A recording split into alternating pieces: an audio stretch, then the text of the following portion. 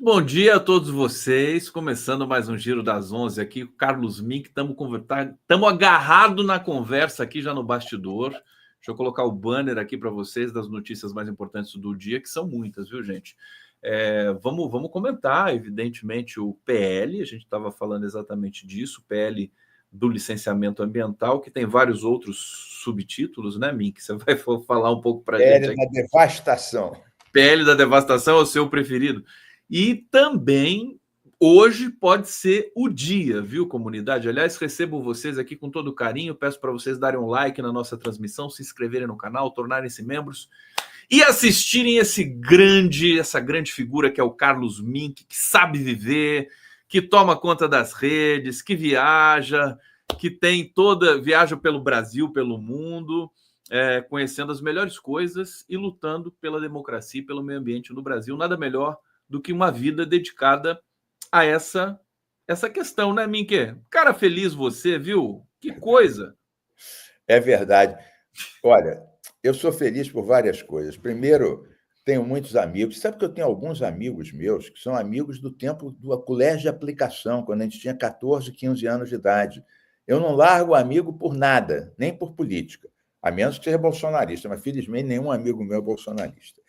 Então, eu curto muito a vida, gosto de dançar, sou bom cozinheiro, gosto de comer, pego as causas mais impossíveis do mundo, defendo os maconheiros, defendo os gays, defendo todo mundo, mas sempre levo na mão. Até os bolsonaristas da Assembleia acabam rindo comigo, porque eu não entro no negócio de insulto, de pancadaria. Eu acabo levando na maior, brinco com eles, falo, olha, se vocês estão muito agressivos, se tivesse umas gotinhas de canabidiol, vocês iam ficar muito mais zen. Você, inclusive, teve uma vitória lá, você convenceu. Primeira lei do país do cannabis medicinal. Mas, então, eu realmente fico de bem com a vida, porque eu acho que também tem o seguinte, se você está muito angustiado, muito ansioso, muito amargurado, você não vai conseguir render bem. Você não vai... É que nem você, Conde, você é o exemplo disso. Olha a sua cara, olha o seu capuchinho inevitável, né? Você está com a música, você entra nos debates políticos mais acirrados, mas sabe também levar com humor, tirar das pessoas o melhor. Então, eu me miro muito em você. Quando eu crescer, eu quero ser um conde ecológico que nem você. Tá certo. Saudações ecossocialistas aqui para o nosso Carlos Mink. Mink, vamos começar com o tarifaço do Trump, toda essa pressão. Inclusive, tem uma informação que tá quente ainda, que é o ministro Luiz Fux votando contra o uso da tornozeleira contra o Bolsonaro. E ontem o Bolsonaro violando já as cautelares, mas o que não significa que não tenha sido aprovada, porque foi 4-1 na primeira turma. Faz uma introdução, digamos assim, como é que você está avaliando todo esse processo? Eu sei que é difícil recortar, mas vou pedir para você recortar e depois eu vou recortando para você. Eu recorto e colo. Olha, deixa eu te dizer. Primeiro, eu acho que depois da fuga da Zambesi, depois do Bananão ir lá para os Estados Unidos, aliás, eu acho que ele acha que o Brasil é um país, uma república das bananas. Se o Brasil fosse uma república das bananas, ele teria toda a condição de ser o presidente honorário dessa república deles, né? Dos Bolsonaro das bananas. Mas não é. O Brasil não é uma república das bananas. Então, eu acho que depois da fuga da Zambelli, da fuga do Eduardo, e depois o próprio Bolsonaro, você lembra aquela vez que ele passou 2 dias dormindo, se não me engano, foi na Embaixada da Hungria. Da Hungria. Então, eu acho que essa medida da tornozeleira foi o princípio da precaução, o princípio da prevenção, né? Nada mais certo do que isso. Então, eu acho que foi uma medida certa para evitar uma fuga. Alguém vai dizer, mas você está atribuindo um processo de intenção, como é que você sabe que ele ia fugir? Você junta a Embaixada da Hungria, né? O que o Eduardo está fazendo lá contra a soberania nacional, agora com o apoio explícito do Trump, né? O quanto já fugiram para os Estados Unidos, para a Argentina. Eu acho que a medida da tornozeleira foi correta. E eu até digo mais, camarada Conde, essa turma bolsonarista, você lembra, eles eram a favor da ditadura, enalteciam o coronel Brilhante Ustra, né? Sempre foram contra os direitos humanos. Depois que essa turma começou a ir para a Papuda, houve uma rápida e profunda conversão. Eles Mas é de uma conversão fajuta, né, Mick? completamente, Completamente. completamente oportunista. Eles de inimigos jurados de direitos humanos, aliás, eles chamavam na Assembleia de direitos dos manos. Os manos quer dizer os bandidos. Então, nós que defendíamos os direitos humanos, que é claro, o direito das mulheres, dos LGBT, dos trabalhadores, de todos, eles chamavam de direito dos manos. Depois que a turminha deles, uma parte, foi penar na Papuda, eles começaram a dizer: não, lá a temperatura está ruim, tem pouca refeição, não tem bife mal passado, então agora são favoráveis aos direitos humanos. Aí, agora eles estão dizendo que tudo é truculência. O Bolsonaro, ele conspirou abertamente, seduziu comandantes militares, sabia de tudo, estimulou tudo, afrontou a justiça e agora vai ser condenado. Vai ser preso. Então, eles dizem que isso é uma truculência. Agora, imagina se o Bolsonaro, ao invés de ser interrogado pelo chefe do Ministério Público Federal, pelo juiz relator, se ele fosse pendurado no pau de arara, interrogado pelo ídolo dele, o coronel Brilhante Ustra. É inacreditável que quem defende a tortura acha que o devido processo legal é truculento, é incrível. Então, É acho que foi uma brincadeira. Não, eu medida estava até correta. comentando, Mink, que agilidade da justiça, por agilidade de justiça, o ex-presidente da Coreia do Sul, que tentou dar o golpe, já está preso. Né? No fundo, aqui no Brasil, a gente dá todas as chances possíveis e imagináveis para a defesa. Né? Tá tendo direito ao contraditório, está sendo quase que um VIP nessa história toda. Né? Inclusive os manés, como Moisés Mendes chama aqui, do 8 de janeiro. Uma coisa que me impressionou muito, e você que conviveu também na Câmara Federal, conviveu, né? Você foi deputado Não, federal eu não também? fui deputado federal. Eu convivi na Câmara os 2 anos que eu fui ministro e tinha Você que foi ministro. dialogar com os deputados, inclusive a questão da terra, a questão dos crimes ambientais, a questão do Brasil, na minha época, foi o primeiro país a aderir, a ter meta de redução das emissões de carbono. Foi o primeiro país em desenvolvimento. E Mas diga você lá, você ia me gostava fazer de ir uma na Câmara, pergunta. né? Você ia me fazer uma Eu pergunta. vou fazer, mas assim, você gostava de ir na Câmara, porque eu lembro da sua imagem ali conversando com os líderes e tudo mais. Eu Era conversei. melhor naquele tempo o Congresso Brasileiro? Muito, muito melhor. Bom, Congresso nunca foi bom.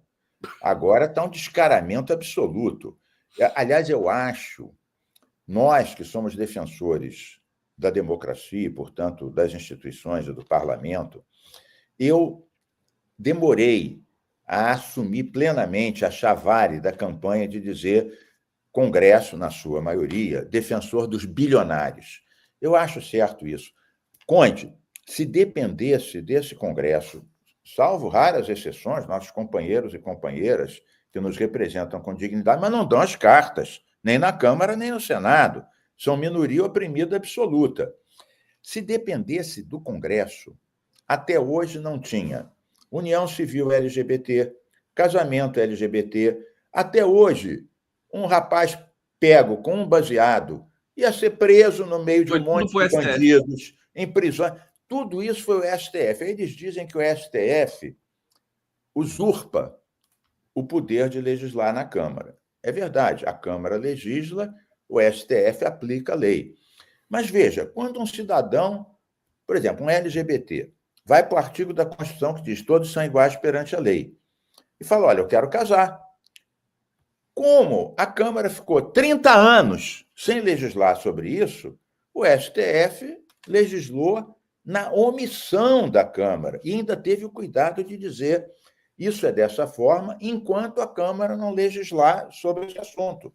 O caso das 40 gramas para não poder prender um usuário de maconha, A mesma coisa, eles tiveram o cuidado de dizer que eles foram provocados, com base no artigo 5º da Constituição, o capítulo dos direitos e garantias fundamentais. Uma pessoa não pode ser presa se não é perigo à sociedade, se não está fazendo mal a ninguém, se não roubou, não estuprou nada, que não baseado vai ser preso no meio daquele monte de estupradores que dominam as prisões, as gangues. E vai ser aliciado imediatamente a uma facção. Aí eles tiveram também o cuidado de dizer: menos de 40 gramas é consumidor, não pode ser preso. Ainda tiveram cuidado de dizer até que a Câmara legisle, até que o Congresso legisle sobre isso. Mas voltando à questão inicial sua, eu acho que a gente está num momento muito importante. A esquerda estava mal na fita por erros que a gente cometeu, e você me fez a pergunta se era pior do que agora. Agora é muito pior, por quê? Primeiro, eu fui ministro de 2008 a 2010. Reduzimos a metade o desmatamento da Amazônia, criei o Fundo Clima, criei o Fundo Amazônia. Lá não tinha bolsonarismo organizado. Claro, tinha a bancada da bala, a bancada da Bíblia, a bancada do boi, o BBB. Mas não tinha o Bolsonaro. Outra coisa, as redes.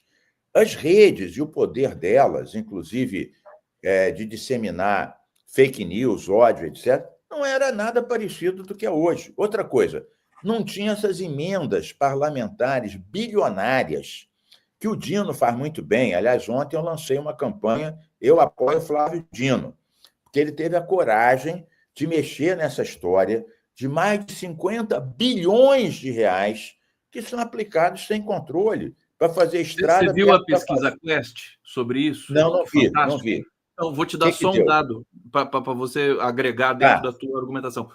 82% dos brasileiros associam as emendas parlamentares à corrupção. É verdade. Acabou. É verdade. Então, é fundamental esse dado. E, claro, como o Flávio Dino mexeu nesse vespeiro, tem gente já querendo caçar o Flávio Dino. E eu e outros lançamos uma campanha, eu apoio o Flávio Dino, né? Porque ele está mostrando cuidado com dinheiro público, transparência, rastreamento. Então, ele está sendo muito corajoso, muito corajoso. É uma pessoa muito preparada.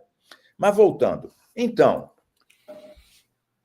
quando eu fui ministro de 2008 a 2010, não tinha emendas parlamentares desse tamanho, não tinha o bolsonarismo organizado, não tinha o ódio nas redes com a repercussão que passou a ter.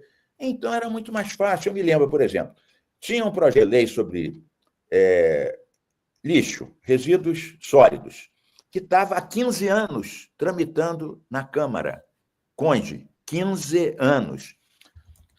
Eu fui para a Câmara, fui para as comissões, discuti com os líderes, com os relatores, chegamos a um acordo. O presidente Lula sancionou, em 2010, a Lei Nacional dos Resíduos Sólidos, para acabar com os lixões, apoiar os catadores.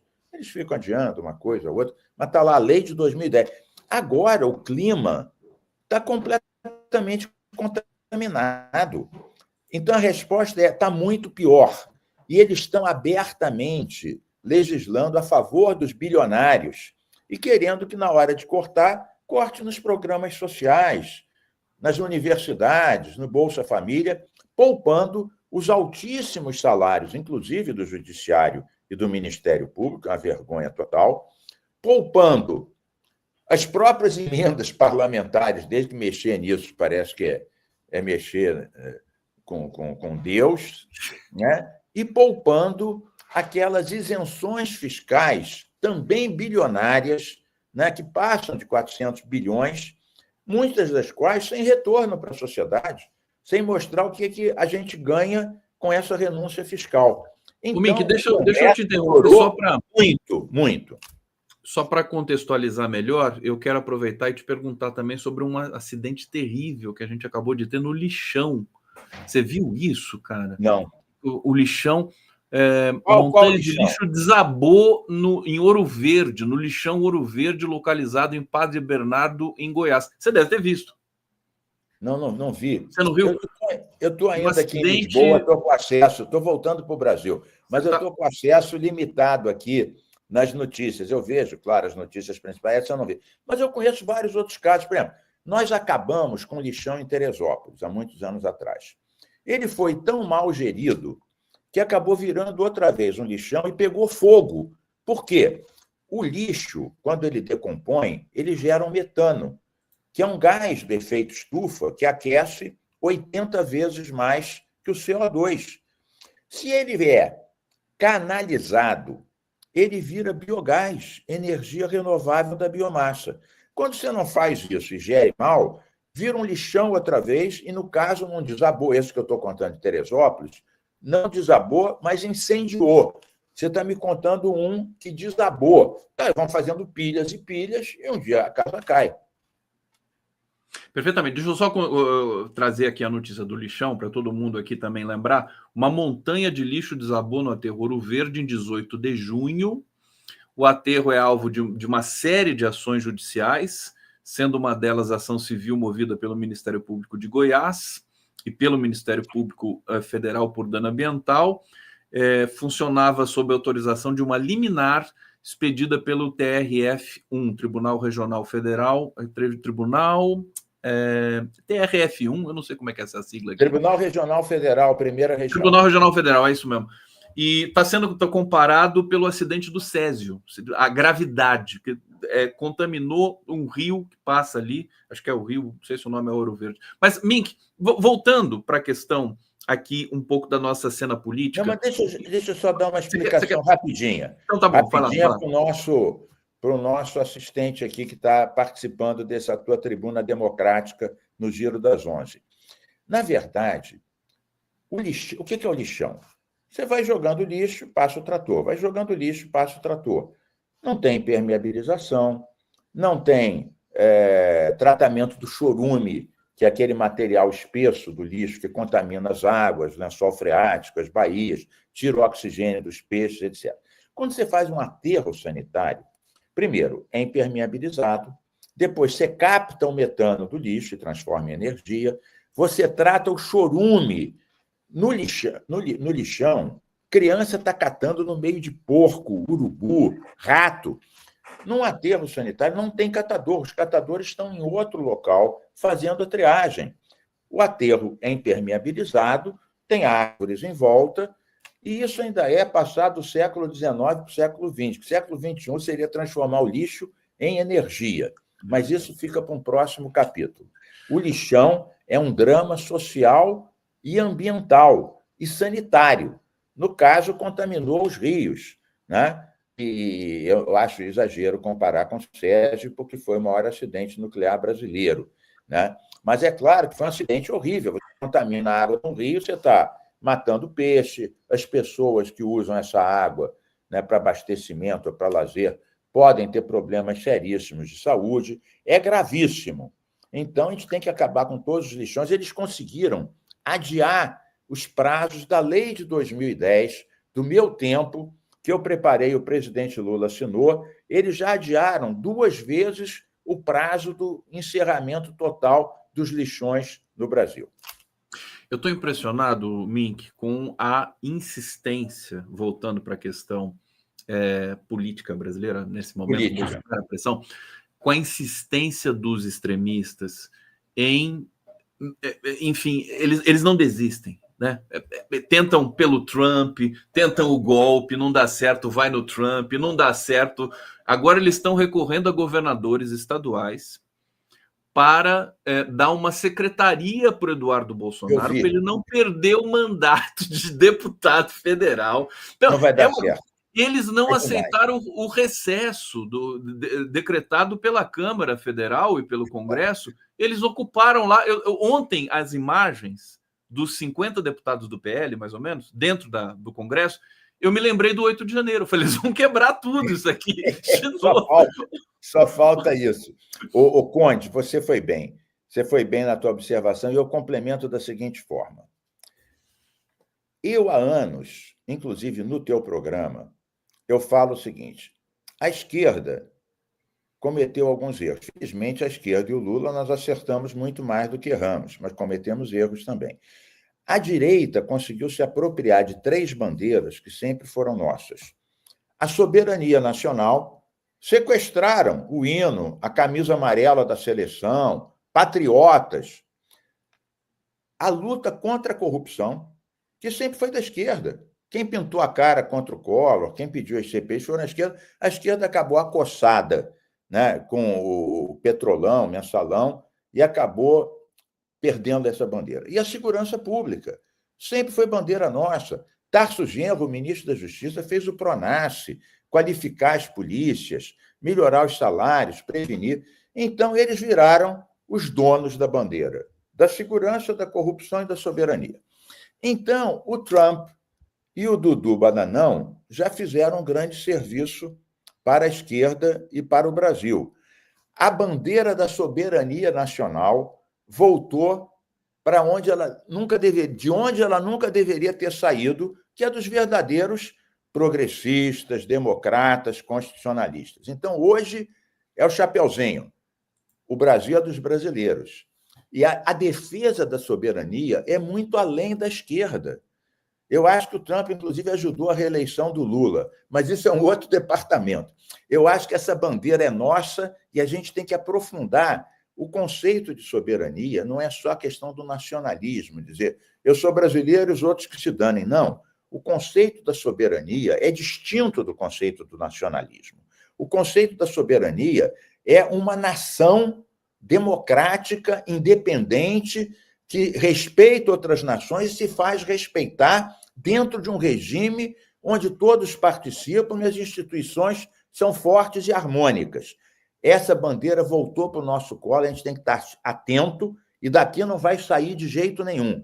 Eles são os entreguistas, são os falsos patriotas, por razões individuais e megalômanas, conspiraram contra a economia brasileira. Isso até a burguesia de São Paulo, o Estadão, vários acabaram reconhecendo. Depois deram uma pequena recuada, mas acabaram reconhecendo. Então, isso foi uma coisa. Agora, outra coisa importante, a segurança pública. Eu sempre digo lá no Rio, a Assembleia tem muitos bolsonaristas, eu falo, pessoal, se tiro, porrada e bomba resolvesse, o Rio de Janeiro ia ser um paraíso, porque todo dia tem tiro, porrada e bomba. Não ia ser uma cidade onde metade dela é controlada pelo tráfico ou pela milícia. Então, a gente tem que ter a investigação, a polícia inteligente, científica, perícia, outra conversa. E a questão da corrupção. Eu acho que o Flávio Dino, e você foi quem acentuou isso quando eu elogiei o Flávio Dino, ele, ao bater de frente com esse volume de emendas sem controle, ele mostrou a relação disso com a corrupção. E a gente tem que ir, porque, inclusive, algumas pessoas da esquerda embarcam. Não, emenda é autonomia do parlamento, porque as emendas nesse volume ajudam a manter os mandatos, né? A perpetuar a os se mandatos. reeleger. Exatamente. Então, eu acho que a gente passou de uma situação de defensiva para uma situação de ofensiva. A gente tem que sempre manter a ideia dos democratas. Eu acho que é um bom momento de trazer os democratas de volta para questões essenciais, como a questão da soberania, como a questão do orçamento íntegro, porque essa história das emendas de 50 bilhões não é só a corrupção. Você quebra um orçamento quando 30% do montante que você tem livre para investimento, o cara tem uma cidadezinha que tem 3 hospitais e outras que não tem nenhum, porque essa tem o senador e o deputado e a outra não tem. Quer dizer, você quebra o princípio de um planejamento racional e democrático. E eu acho que a gente está numa oportunidade muito boa. Não significa que essas questões estão resolvidas e que a guerra está ganha, mas a gente está com uma janela boa para a esquerda. Olha, eu fico com sempre a frase do Celso Amorim, o assessor especial hoje do presidente Lula. Ele diz assim: eu nunca vi um mundo tão perigoso. Você deve ter visto ele falar isso, né? Isso eu vi. O Celso Amorim, com a experiência dele, dizer isso, quer dizer, tá tudo errado. E não é só pelo Trump, quer dizer, é por tantas outras coisas, a própria Europa, a guerra da Ucrânia, tudo isso, tudo. Gaza, né? Pô, a gente não dá mais para. Eu não sei se você consegue ver o noticiário sobre Gaza. Ela é desestruturante, até psicologicamente. Você vê esses massacres. Agora, eu acho o seguinte, a esquerda está num momento que ela pode, sim, aprofundar. e deve aprofundar. Deve unir os democratas contra o entreguismo, pela soberania nacional, unir o país contra a maioria do Congresso, que beneficia os bilionários e resiste a aprovar a isenção do imposto de renda para quem ganha até R$ 5.000 e o fim da escala 6x1. A gente não vive para trabalhar, a gente trabalha para viver. Trabalhador não é robô. Isso é indigno. Eu acho que o fim da escala 6x1 é uma bandeira civilizatória. Na Europa, que a escala é 5x2, vários países estão indo para a escala 4x3, né? E dando mais tempo para o trabalhador se qualificar, não ficar... Hoje em dia, a quantidade de gente que se afasta por problemas psicológicos, por problemas de desmotivação, por problemas de todo tipo. Pessoa 2 horas para ir, 2 horas para voltar para cá. Não tem tempo para os filhos, não tem tempo para ler, não tem tempo para estar com a mulher, com nada. Então, nós temos bandeiras civilizatórias. E é hora de acossar essa maioria do Congresso que virou um defensor dos bilionários. Agora estão dizendo que não é bem assim. Essa pecha lhes caiu muito mal. E é uma pecha que eleitoralmente é corrosiva. Eu acho que a gente tem que insistir nessa linha. Eu acho que o debate está voltando a ter um pouco mais de qualidade agora, sobretudo depois do presente do Hugo, nem se importa, o Hugo Mota, porque ele também deu um presente para a Sim, esquerda. Hugo Mota, claro. Deu aquele presente. Foram 2 presentes. Tá na época de presentes, ô Mick. É Natal, Mick. É o Trump dando presente. Pré-natalina. Deixa eu ir para o bate-papo, que eu quero trazer umas questões aqui da nossa comunidade. Olha, o Leonardo Fittipaldi está dizendo: Mink, antes de mais nada, cumprir os programas de educação ambiental previstos na Constituição. Está aqui. Obrigado, Leonardo. Luiz, quando eu moro no município de Padre Bernardo, estou próximo do lixão de Ouro Verde, já adianto outra tragédia no lixão de Águas Lindas, Goiás. Está vendo? É grave. O Brasil continua com essas... sempre iminente um acidente ambiental. Eles conseguiram postergar o fim dos lixões. Deixa eu falar só uma palavrinha bem rápida sobre isso, Conde. O que acontece?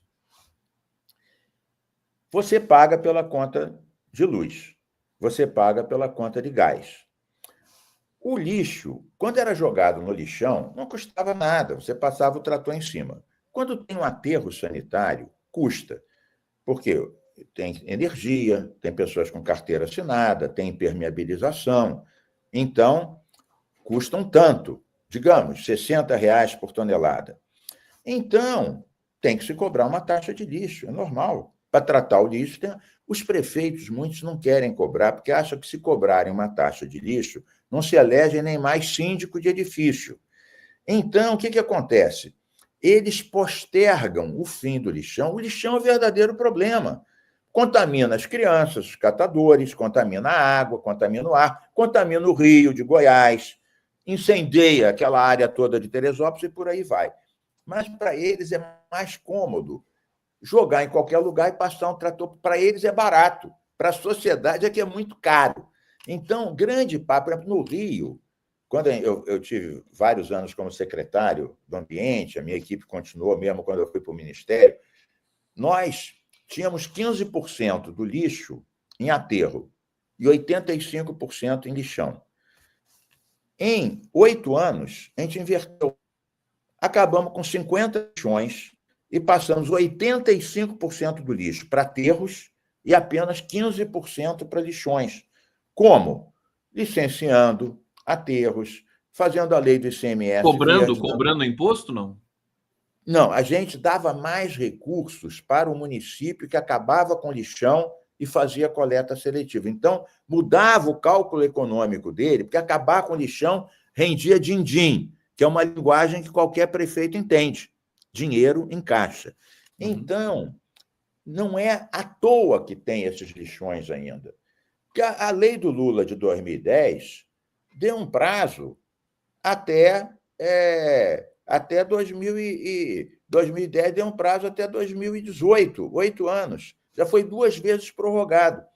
A maior parte dos municípios pequenos continuam com lixão porque é caro para ele fazer um aterro. Então, a gente tem que fazer consórcios intermunicipais para aumentar a escala e viabilizar um aterro sanitário que atenda 4, 5 ou 6 municípios. Mas a gente fala mais disso outro dia.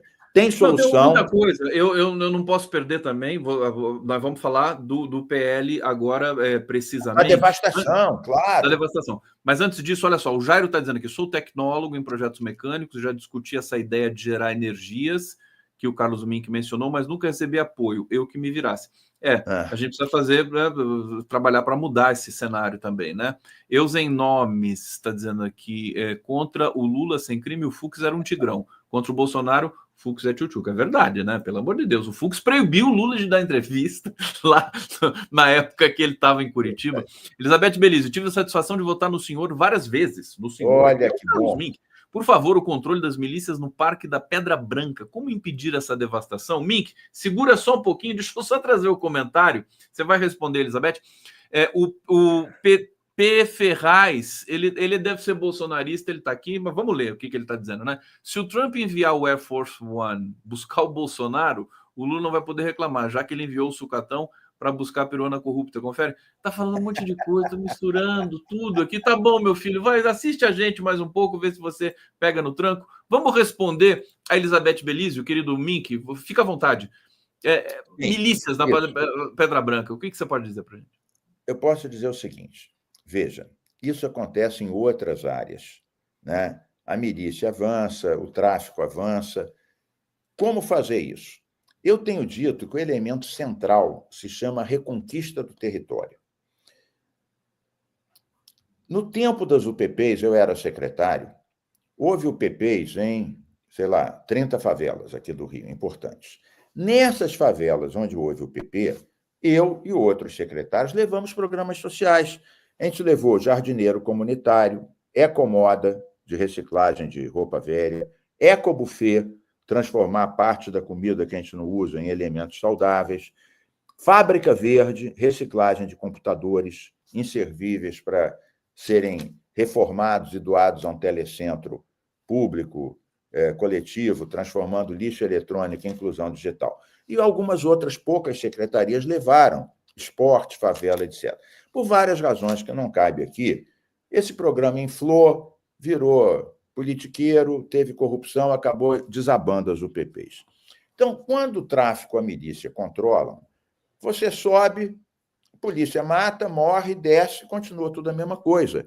E o tráfico oprime a população, estupra as meninas, né? Obriga os comerciantes a pagarem taxas para tudo e qualquer coisa, obriga o cara a comprar o gatonete dele e tudo que você sabe. Só tem uma saída isso, a reconquista do território. E isso começa com uma ação policial. Nas UPPs, eu no início sempre fui defensor da UPP, a UPP não acabava com tráfico. O tráfico existe em qualquer cidade do mundo. Em Paris tem tráfico, em Nova York tem tráfico. O que não tem nesses lugares é domínio armado ostensivo do território. Você entrar numa área, tem um pessoal de fuzil na entrada com barricada e eles dominam militarmente uma comunidade.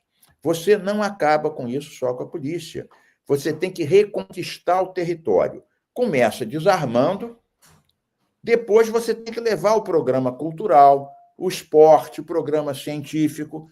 É difícil, mas chegou a um ponto tal que você tem que agir fortemente. Na Pedra Branca, ela está coberta de razão. Eu conheço esse assunto, oficiei o Ministério Público, oficiei a polícia, oficiei o INEA, que é um parque estadual nosso. Eu fiz subsede lá em Realengo, do Parque da Pedra Branca, fizemos várias ações, fizemos trabalho de ciclovia e de fotógrafos da natureza dentro da Pedra Branca, mas o tráfico, aquilo é perto da Zona Oeste, que é uma zona de milícia, e eles estão realmente entrando em algumas áreas lá. Então, a observação é correta, a solução existe, não é rápida nem fácil. Quem disser que é rápido e fácil é um demagogo oportunista, mas é possível. O Rio, enfim, está chegando a hora de eleições. Aliás, é bom que o Brasil tenha eleições periodicamente para a gente poder trocar alguns governantes. Carlos Mink, PL da devastação, PL do licenciamento. Eu queria que você estava me falando no bastidor aqui que a possível veto do presidente Lula. Isso. Dá um balanço para a gente desse. Olha, esse PL é muito ruim. O licenciamento ambiental não é para dizer que não tem um projeto. Ele qualifica o projeto, fala, olha, qual é a melhor localização, qual é a melhor tecnologia, quais são os impactos sociais e ambientais que essa indústria, que esse empreendimento vai ter, como reduzir esses impactos de tal maneira que essa empresa não contamine o rio, não contamine o ar que você respira, a água que você bebe, o verde que você tem direito. Então, licenciamento não é para dizer não, é para qualificar o projeto. É claro, quem quer fazer de qualquer jeito, analisa que o licenciamento ambiental é entrave ao desenvolvimento. Você lembra que o Bolsonaro dizia que o IBAMA era uma fábrica de multa, que ia acabar com o IBAMA, que ia acabar com a legislação ambiental, bem que ele tentou. Inclusive, no tempo que ele foi presidente, ele paralisou 2 fundos que eu mesmo criei, o Fundo Clima e o Fundo Amazônia, ficaram 4 anos sem investir nada. E ele tentou, junto com aquele sinistro Salles, você bem lembra dele, minar a legislação ambiental. Alguns nós, ex-ministros, na época a Marina era ex-ministra, eu, Isabela, Zé Roberto, Recupero, nós fomos no Supremo, né, e conseguimos parar várias medidas que ele tirou, as proteções de restingas e manguezais, nós conseguimos derrubar a medida do Bolsonaro no Supremo, na época que ele presidia o país. Muito bem. Esse projeto é um horror. Ele foi aprovado, diga-se de passagem, isso é ruim dizer, mas aqui no teu programa não tem censura, a gente tem que falar. Alguns ministérios do nosso querido presidente Lula apoiaram isso. Ministério da Agricultura, Ministério de Minas e Energia, dentro de uma visão produtivista.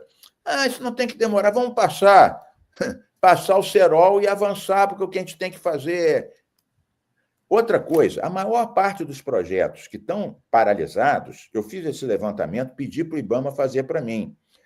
65% dos projetos paralisados não é por causa de licenciamento ambiental, é por causa de corrupção, é por causa de empresas que foram à falência, projetos mal feitos, governo que sucedeu outro e parou o projeto para não botar azeitona no pastel do seu antecessor. Ou seja, dizer que o que está parando o Brasil é o cuidado ambiental é uma mentira deslavada.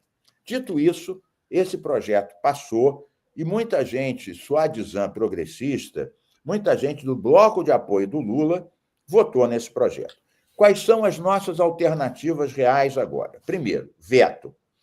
Eu não acredito que o presidente Lula vá vetá-lo integralmente. Por quê? Primeiro, porque tem um ou outro artigo que realmente não faz mal e pode até fazer bem. Mas tem uns 5 ou 6 artigos que acabam com a estrutura do licenciamento. O autolicenciamento, né? Acabar com a transparência das audiências públicas, livrar de qualquer licenciamento os projetos chamados estratégicos. Quer dizer, tem algumas coisas que minam a estrutura do licenciamento. Se fosse em outro momento, eu acho que o Lula vetaria só 1 ou 2 desses artigos. Mas eu acho que agora ele vai vetar mais. Por quê? Porque não é só questão ambiental, nós estamos à véspera da COP. O Brasil preside a COP. Se você desmonta o licenciamento ambiental, você mina a autoridade brasileira de ter um protagonismo planetário na questão do clima. Outra coisa, nós estamos na véspera de tornar efetivo algo que o Brasil tenta há 25 anos, que o Lula conseguiu, que é o Acordo de Livre Comércio Mercosul-União Europeia. Um dos pontos principais que trava isso é a questão ambiental. A França, a Holanda e outros países, sobretudo a França, usam o argumento ambiental para criar uma barreira protecionista. Se você desmonta a legislação ambiental, você dá argumentos, que nem diria o Tim Maia, né? Me dê motivos. Você leva a água para o argumento protecionista de querer atrasar ou minar o Acordo de Livre Comércio Mercosul-União Europeia com base no retrocesso ambiental. Então, eu acho que, levando em conta a Marina e os cientistas, a COP e o Mercosul, Europa, eu acho que o Lula vai vetar 4 ou 5 artigos. Olha, Mink, eu não quero... Eu, inclusive, recomendo aqui à comunidade, deixa eu já trazer o próximo convidado, que você vai ter grande felicidade em ver aqui, que é o Zé Camarada Genuíno. Camarada Genuíno. Carlos Mink. Meu eco-guerrilheiro predileto. Um abraço. Tudo bom, Zé Genuíno? O que eu ia dizer... Fala, Mink. Ambos resistentes da luta armada contra a ditadura militar. Somos sobreviventes. Claro. Dois heróis. Valeu, Genuíno. Um abraço, Carlos. Estava acompanhando suas lúcidas opiniões sobre a questão do projeto da devastação. Eu acho que ele tem que... Você quer comentar, querido? Pode comentar, Genuíno. Comenta para o Mink que eu ouvi você. Viu, Mink? Eu defendo o veto global. Seria o veto ideal. Global. Eu acho difícil, mas eu acho que ainda há, Genuíno, uma segunda possibilidade. A melhor posição é o veto global. A segunda melhor posição é ele vetar os 5 ou 6 piores. E nós temos na carta, ou melhor, temos na manga do colete, uma carta que é a seguinte: o Supremo, porque os nossos juristas dizem que esse projeto é tão ruim que viola pelo menos 2 princípios constitucionais do artigo 225. O princípio do meio ambiente saudável, harmônico, e o princípio da prevenção. Então, eu estou seguro que, caso tudo isso dê errado, ou caso, por exemplo, o Lula vete e o Congresso derrube o veto do Lula, é uma possibilidade, já derrubou alguns, nós sim já estamos preparando o recurso para o Supremo para derrubar, se não todo o projeto, aqueles 6 artigos que são os piores, que violam dispositivos constitucionais, inclusive o princípio da prevenção. É isso aí. É isso, vamos lá. Olha, vou liberar o Carlos Mink aqui, mas antes, deixa eu só colocar aqui o nosso logo, deixa eu aumentar aqui a tela. Mink, esse colete aí, conta a história dele, expressa pra gente. Olha, esse colete aqui, eu tenho 92 coletes. Esse me foi dado pelo Carlos Tufson, que é um estilista, também líder LGBT, quando eu fui nomeado ministro do Lula, em 2008. E normalmente eu uso ele nas paradas LGBT, que eu vou para todas. Eu fui para todas. A primeira tinha 3 mil, esse colete. A mais recente teve 900 mil. E eu já participei uma vez do teu programa com esse colete, mas eu vou alternando. Mas esse eu trouxe em homenagem à Preta Gil e à luta LGBT. Que bacana. Mais uma vez aqui nossos sentimentos para Preta Gil, para a família de Gilberto Gil, da Sandra Gadelha, todo mundo lá. Querido Mink, obrigado, viu? Um beijo grande. Saudações biodiversas e planetárias para Conde, Genuíno e todos que nos assistem pela soberania nacional. Valeu.